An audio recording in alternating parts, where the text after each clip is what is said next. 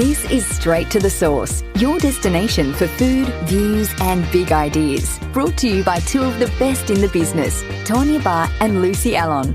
Join them to discover some of Australia's most dynamic food, hospitality and agribusiness leaders. People driven by passion who think outside the box and are positively influencing the food landscape. So let's get straight to the source with Tawnya and Lucy. Hello and welcome to Food, Views and Big Ideas. I'm Tawnya Bahr. And I'm Lucy Allon, and this is the podcast from us here at Straight to the Source. In this podcast, we will be introducing you to the people who are driving our food and hospitality industry forward, whether it be on the land, in the water, in the kitchen, or from the boardroom. Each of our guests are playing a significant role in the evolution of Australia's food identity and culture, and we want you to know who they are, their views and their big ideas. Hello and welcome to Straight to the Source. We're coming to you today from Camaragal land, and we'd like to begin by paying our respects to elders past, present and emerging. And we extend that respect to all Aboriginal and Torres Strait Islander people here today. Our guest today is Sue Heward from Singing Magpie Produce, who has a remarkable story to tell. Yeah, she sure does. We met her actually when she first started out. We were down there for a recce researching a chef's tour of Riverland and Murraylands region.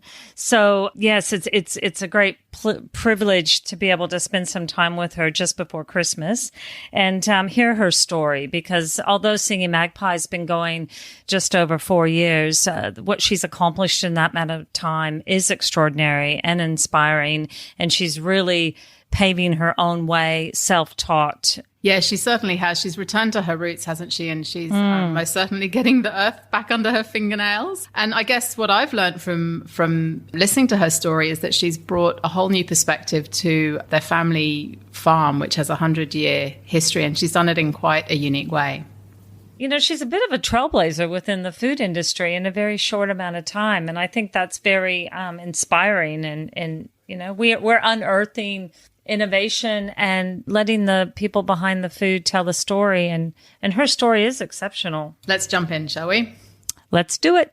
So before we dive into Singing Magpie, can we take a step back and talk about your family and how your family came to be in Monash, South Australia? Well, 100 years ago, it's actually 100 years this year, we're celebrating the centenary. My great-grandfather, or Papa as we called him, his name was Amos Jack Heward. He was a soldier settler, so he returned from World War One and originally from Adelaide. So he hadn't had any farming experience. The soldiers were given a parcel of land in Monash. It was loan gum back then, and so they came here, settled. You know, there was no infrastructure. I think the government did help in terms of clearing land for the orchards. They were given olive trees and grape cuttings and sent on their merry way, really. So I'm not sure how other soldier settlers programs worked, because there was right across Australia, I think especially the East Coast. But in the Riverland, it was about 80% of soldier settlers actually succeeded, which is pretty amazing given it really is a desert around here, to be honest, apart from irrigation. And a lot of them didn't have any farming experience like my Papa Jack. So he was the start of it. He married actually the nurse that nursed him in the war. They actually got married, but she unfortunately died early on, and then he remarried my grandmother. So my grandmother actually was already an orchardist, so her family is famous for the petty orchards in Melbourne. So she did have some experience in terms of growing things, but together they, built a successful orchard with grapes and figs and quinces predominantly. And then my father took over with my mum when Jack died in 1970. It was about a month after I was born. So with the fertility of the soil, is it rich in nutrients, and it's just the water component that was missing, or? It's red, the red soil. So there is lots of nutrients in the soil, but there's not much structure in terms of the water just runs away. So you really need to build it up to retain the water. But with that in place, with irrigation in place, and so the Riverland is really well known for, across the world actually, for the costs or the water saving way that they've built the irrigation around here, because we are really a desert without it, and the kind of watering systems that have been conservation. The way that the irrigation has been built around here to minimise water use. So water's like gold in the Riverland, and so really people look for every opportunity to minimise overwatering, and to look at how they build the soil structure to obviously support water staying within the soil and not being evaporated away and being wasted. So the Riverland as a region is really world leaders in terms of setting up those kind of irrigation systems, and have done it for a long time because we've had to, really, because there's just never really been a lot of water. But that in place, with the temperature that we have here, we grow a lot of things. So did you grow up on the farm? Yes. Yeah. So I grew up, picking figs after school and grapes. We all hand-picked grapes then. And we didn't have as many quinces then. They sort of were pushed out and then replanted later on. So now Dad has about 200 trees of quinces. And he also planted pecans as well, just because Dad gets bored along the way. So he does plant lots of little different things. As you know, you've been here. Yes, I have. Yes, he's a very innovative man and resourceful man. Someone who grew up in the Depression, and so fixes everything, doesn't waste anything, and I'm grateful that keeps absolutely everything. It keeps everything. Yeah, that's right. Every washing machine and car owned by a Heward is still on our property. You might need a part, or you might need that That's machinery right. one day. He did tell you that, didn't he? Yeah, he sure did. So Dad would spend a whole day fixing something fixing an old pipe rather than go and buy a new one. There's probably a question about efficiency there, but anyway, you can't say he's not very resourceful. So how old were you when you left the property, when you moved to the Big Smoke? Yeah, so like most of the kids in my year that grew up on an orchard anyway, or a block as it's called around here, the first opportunity to leave, to get out, then everyone was on that same train track. So I went to uni, I finished year 12 here in the Riverland, and then went to uni in Adelaide when I was 17. And that was, I was like, that's it, I'm out, I'm never coming back now. And then I did come back 28 years later. Well, that's right. Now, your brother, though, did he stay on the farm, or did he follow in your tracks? So he left for a few years. He did aquaculture and worked in WA for a while, but yeah, he's pretty much stayed here. He has a trade, so he's an electrician. Mm-hmm. But yeah, he's just resigned actually. So coming back to the farm. Right. Okay. I think is the plan. So I should maybe I've let that out of the bag. No, I don't know. No. Do your parents know? Are they going to know now? We do have a very loose succession plan, but yes, that will be good. So from Adelaide, how did you get to Melbourne? How did I get? Well, no. I went to uni. That was the step, wasn't it? Was as Adelaide? Well, no, I went to Sri Lanka in between. So that's right. Yeah. Yeah. So I finished a science degree and was doing a master's in public health at Adelaide Uni, and then got a position in Sri Lanka it was called the Overseas Service Bureau then, or Australian Volunteers Abroad. And I worked as a researcher with women that worked in garment factories in Sri Lanka, like in the free trade zone. So we were trying to assess their levels of knowledge of the laws around labour in Sri Lanka, which actually the laws are quite strong. But because most people didn't know that they had quite a good legal structure around them to support them, it was never utilised. And women really, young, 16 to 19, were working in garment factories a lot of the time trying to advance, like they saw it as a stepping stone to more other careers, but that didn't often happen. So they had really poor working conditions, or actually really poor living conditions. Within the actual factories, generally they were very clean because they were producing really quite high-end clothing, but for 2 days straight, there was no rules about how long they worked for, and their pay was very low and stuff. So I did that for 2 years. It was fantastic, absolutely fantastic. And then came home and moved straight to the mid-north in South Australia as I was trained in public health, so I went there as a regional health promotion officer. So I worked there with a lot of small hospitals for a few years, and then I got a job in the health department in Melbourne. So then I moved to Melbourne in early 2000. And I stayed in Melbourne for, 16 years, something like that. So when we did our road trip for 4 days, and we were talking about, life's journeys and the paths that we take, and I always remember you talking about Melbourne and how much you loved living in Melbourne, and then the adjustment going from Melbourne to South Australia. Was that substantial, or was that significant for you, or what was your motive for wanting to move back home to Monash? Well, my motive, my partner's from Melbourne and my daughter was born in Melbourne. But, and we love Melbourne, but I think once you have a child, things got a whole heap more complicated. Just commuting to work, for example, was difficult, and Mark's family didn't live that close to us, so it was really hard trying to manage childcare, and I had quite a senior position in the Cancer Council, so long hours. It was just a lot of transition.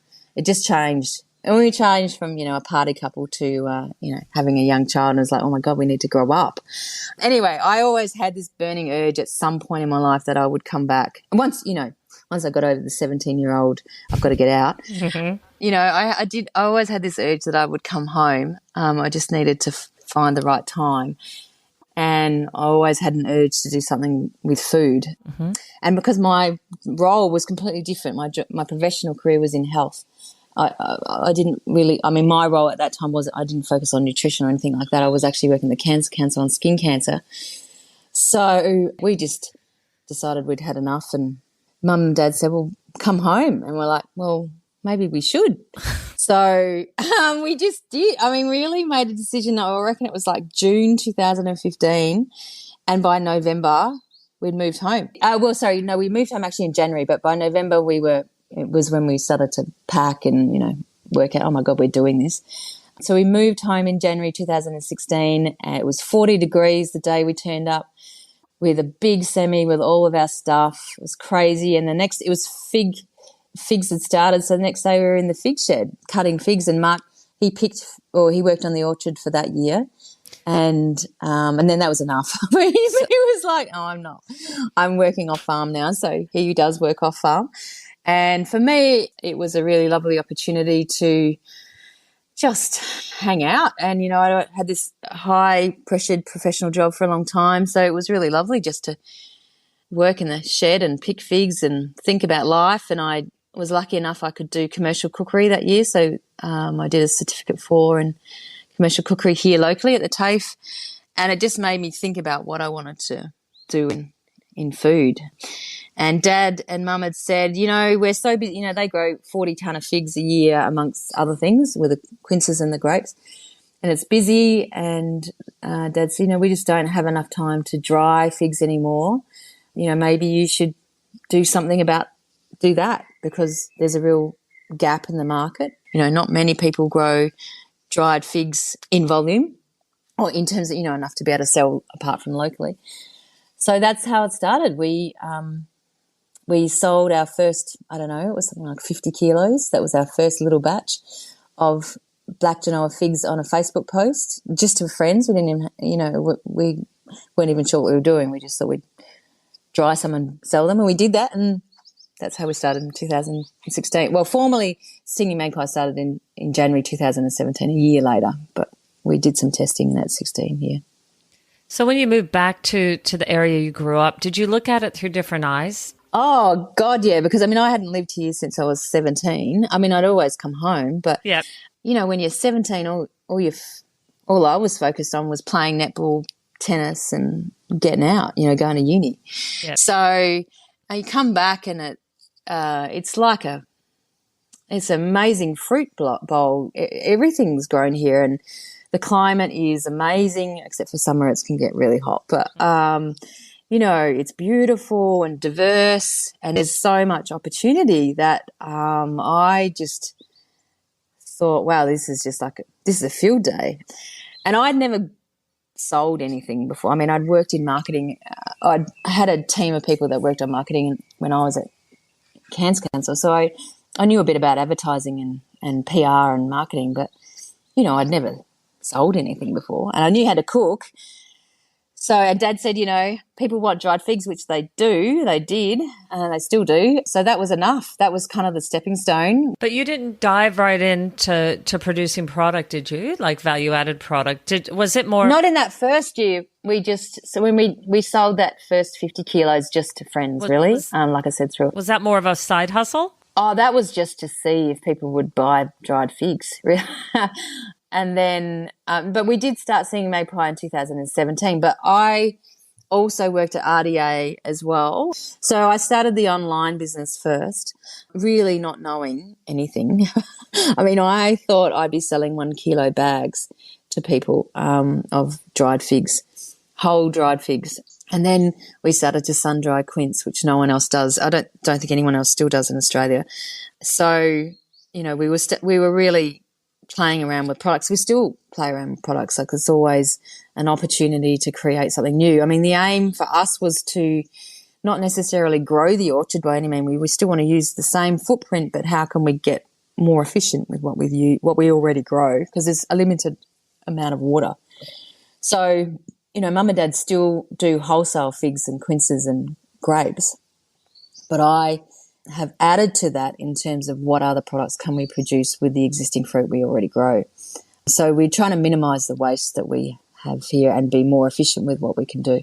So looking at it through your parents' eyes, do you sit down and go, okay, well, we can chocolate enrobe these, we can semi-dry these, we can sun-dry dry this product, and do you sit down and work with them on what that looks like, or is it something you present to them and go, hey, look, I've just created the sticky quince syrup, what do you think? It's not quite so formal.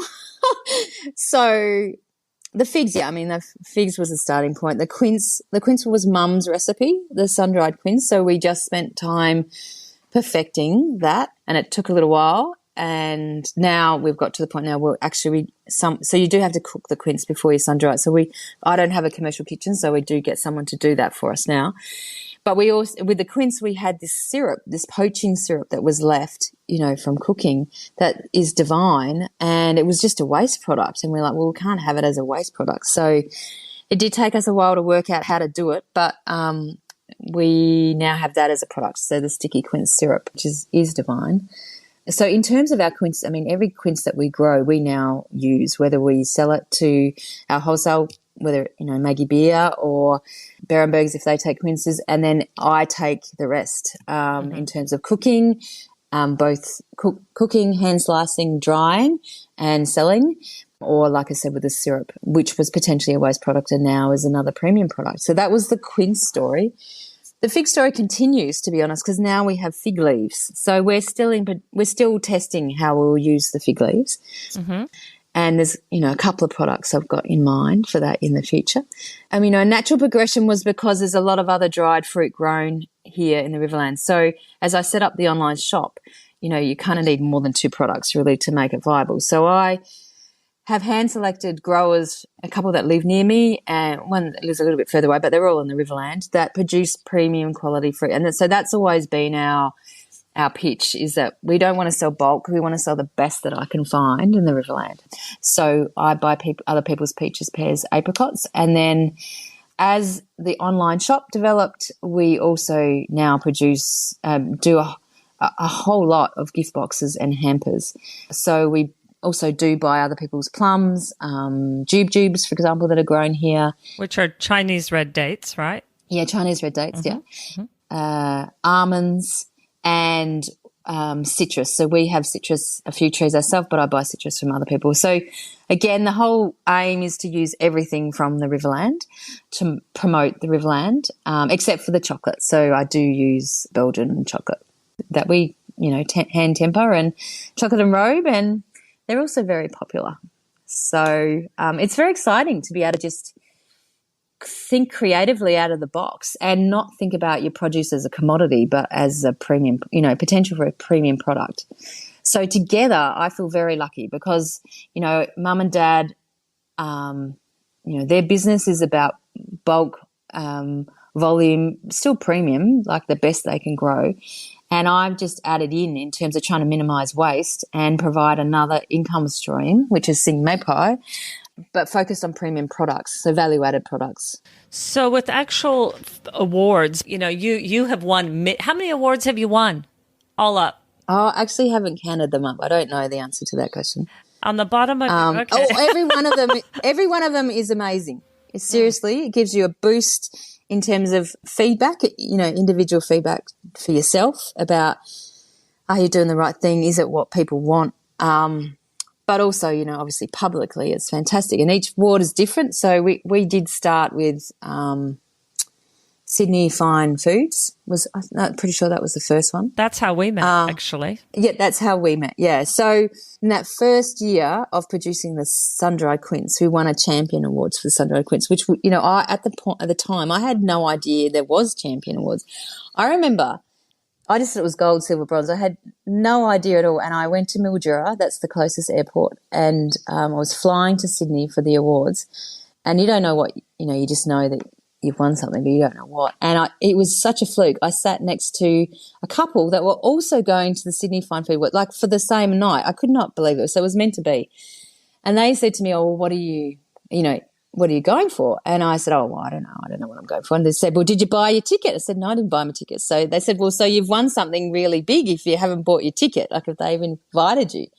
And I'm like, oh, yeah, well, it'll be gold, silver or bronze. And they said, no, those awards nights are not for gold, silver and bronze. I'm like, well, what else is there? And so, I was completely unaware that there was even a Champions Award. So, that was pretty amazing. I was completely blown away. It was my first introduction and we did win a couple of golds as well that year as well. But, yeah, I went there for the Champion Award.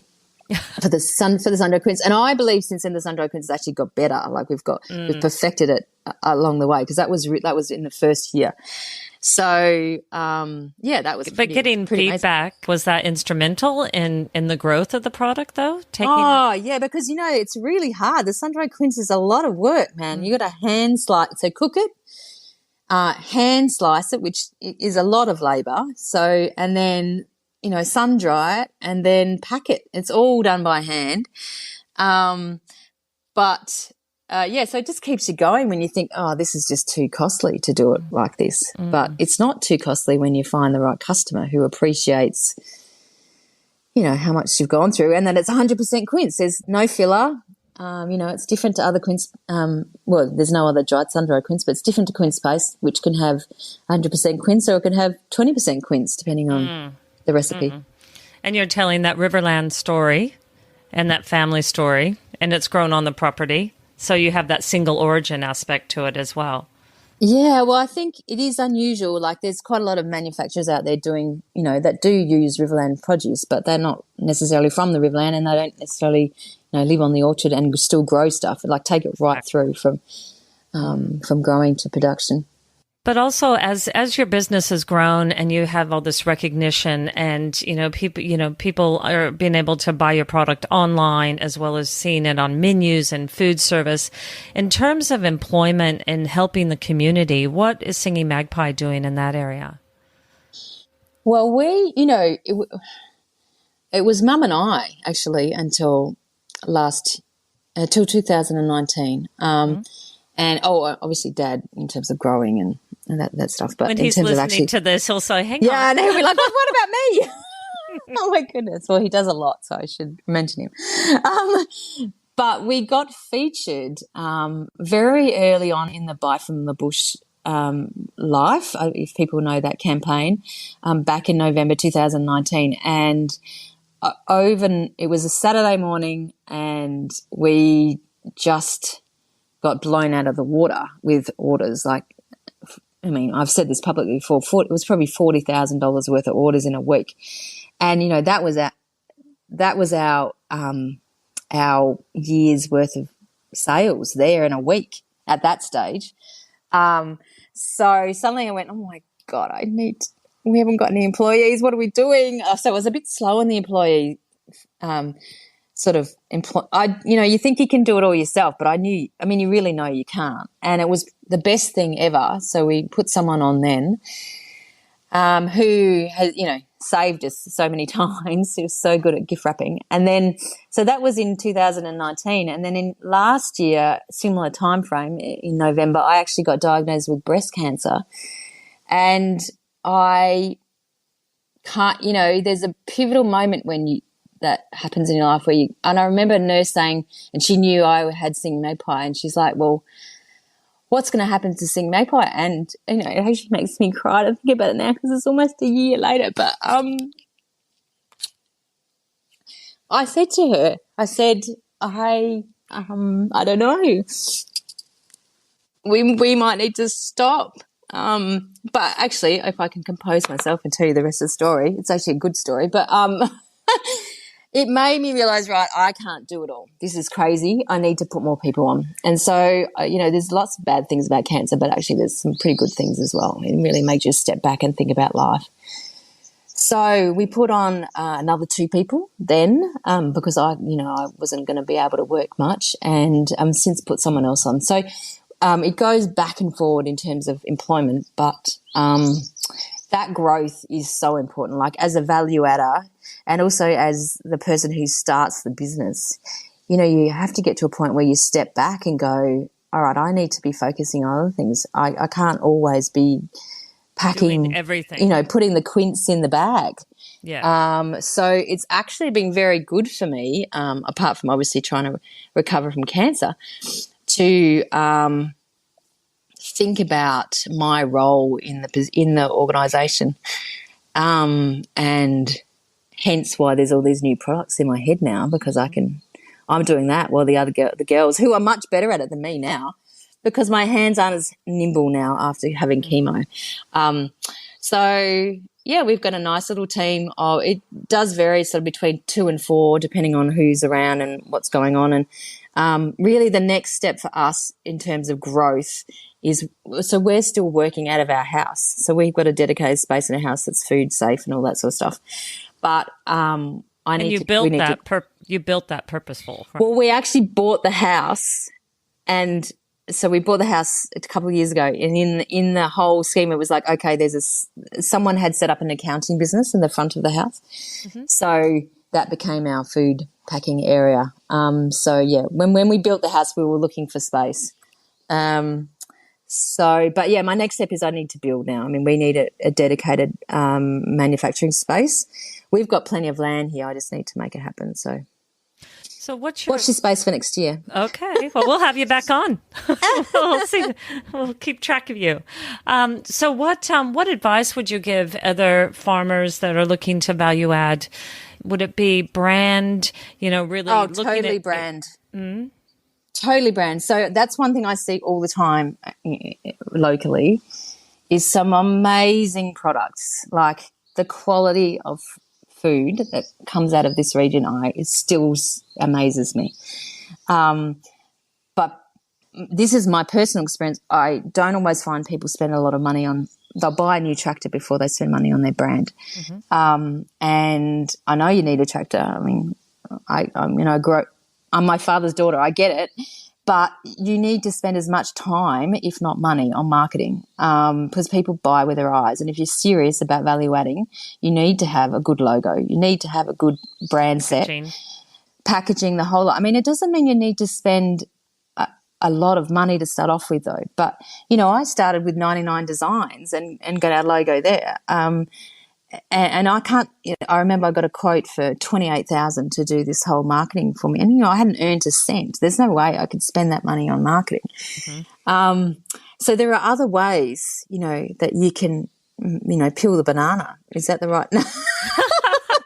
you don't have to spend But your a lot of money costings up are front, important. but you do need to spend money, and you need to continually, you need to, and if it's not your thing, then you need to bring in that support to help you with brand. I think it's very, very important. As grown up in a farming family, brand doesn't always come naturally. And, so if it's not your thing, then you need to find someone to help you. And social media, I think, is But you've also crucial. reached out to professionals and gotten advice, haven't you? Oh, absolutely. Well, you were one of them, in terms of I had no idea how to think about food service. I didn't even really know what food service was. Or, like I said, my first thought was that we were going to be producing 1 kilo bags of sun-dried fruit. And I couldn't be further from the truth. I mean, we don't have enough product now to sell 1 kilo bags. We'll sell out before the new season. So brand and supporting yourself with a team of people. So it doesn't have to be paid it doesn't have to be paid employees all the time. It can be consultants like yourself, my accountant, done a fair few programs with Food SA, to just University of Adelaide, the local RDA runs some programs around value adding. All of those things enriched me to find out where's my place in terms of Singing Magpie. And that still is evolving now, in 2021. It's constantly changing. And COVID obviously makes it change, because certainly for us, food service is really diminished in terms of an income stream. But with that, online is huge. And because shop food, delis and stuff still can be open, that's also a very huge part of our business now. So social media, you touched on it briefly a minute ago, but can we just take a deep dive into it? Because you often say you're in the middle of nowhere, but you do love it, don't you? I love it. I like taking photos. So, that does make it easier. But I mean, I just take them with my iPhone. I do have a proper camera, but I don't ever have enough time to work out how to use it. So I just invest in an iPhone that's got a great photo, great camera. And, but I think also it's a really lovely way to be able to tell people, or to bring them along in terms of what happens on a farm when you're producing food. Like a lot of people are interested. They don't want to just know the good side, but when we're in drought, how devastating it is, or, when we have hail and lose the whole crop, or positively when we've had rain and we're standing out in the middle of the paddock dancing because there's been a great shower of rain. So it's just a lovely way to keep connected with people that care, and and often that's your customers. And it's also a good place to learn, to explore, learn, network. Totally. I mean, it's just, for me, business has never been about competition. And now I'm not,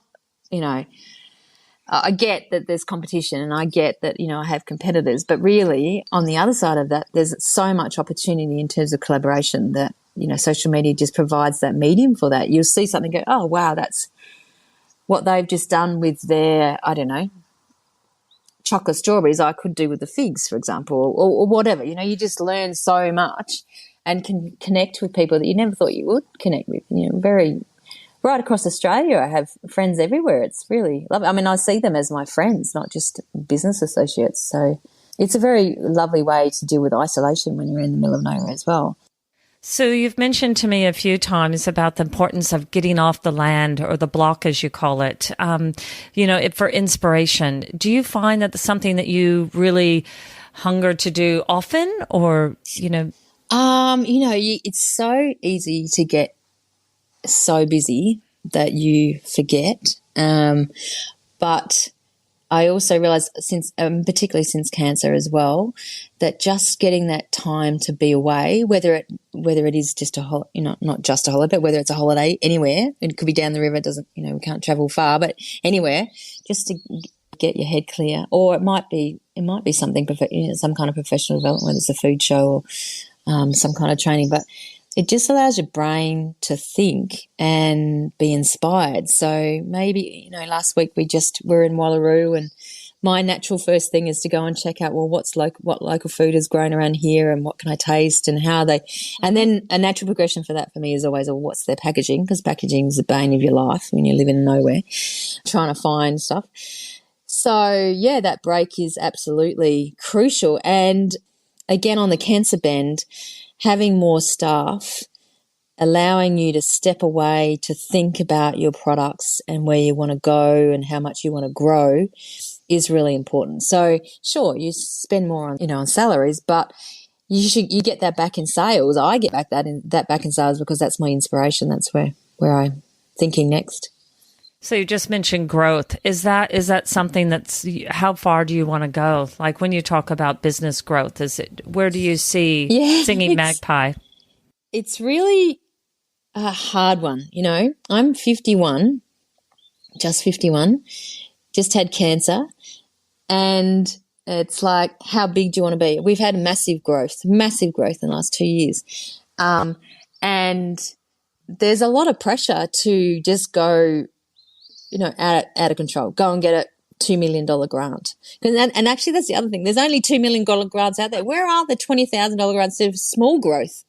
Like there's in terms of supporting small producers, I really think there's a gap there in terms of if you're looking for a grant. But anyway, I'll go to the bank instead. For scaling up. So you go from here to... For scaling up, the scaling up is always massive, and I don't want to have a massive loan. I do want to grow, and obviously you need to be viable enough to make a profit. But, I think it's really important for people to acknowledge that there's pressure there to always get bigger and to export. Everyone's asking you to export. We simply don't have enough fruit to export. So me planting more fig trees, which we would, if we did that, it would be very considered because there's just not enough water. So, yeah, I think it's a constant battle to know where you fit in the market.